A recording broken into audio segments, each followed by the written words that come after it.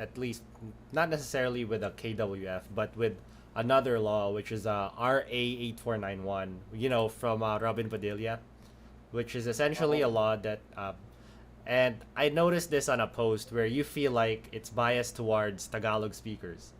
And by the way, like just for context for the audience, and I'll show a picture up, but this law is supposed to fine people who sings the national anthem in any other language aside from Filipino, which is kind of weird because I didn't even realize there was a version of Bayang Magiliw for that's not in Tagalog. But in any case, why do you? Sorry, let me see this.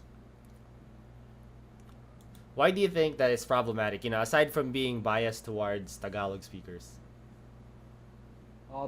RA 8491, as Yeah. you've said, bans the singing of the national language in any other language other than Filipino. However, that is actually ridiculous because if you look at the RA 8490, actually writes there the lyrics to Lupang Hinirang.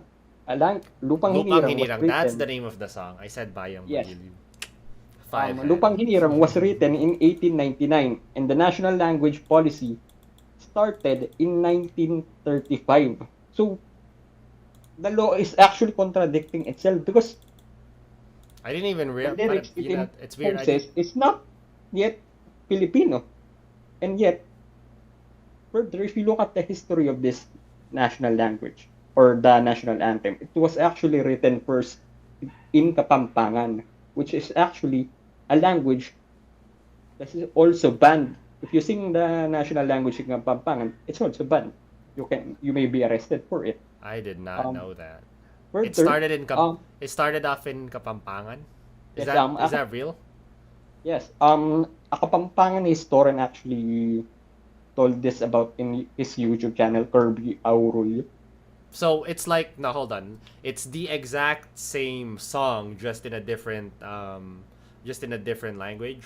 Yes, because if I remember it correctly, the lyricist who wrote this Lupang Hinirang was Right. actually Kapampangan. Hence, he wrote it first in Kapampangan, then it was translated to Tagalog. Oh, interesting.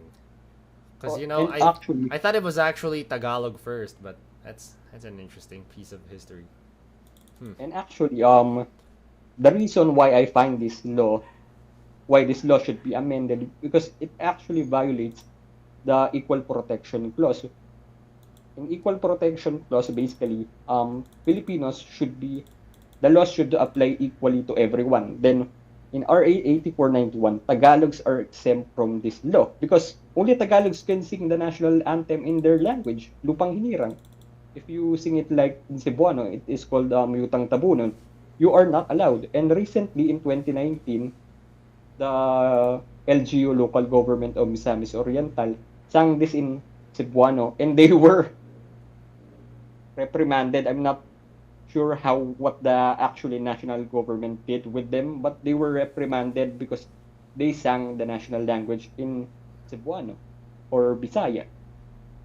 And there is actually an exemption to this law. Like if you've noticed, there are some people who don't participate and yet they suffer no consequence. Like they literally don't put they may stand but they don't put their hands in their chest like most of us.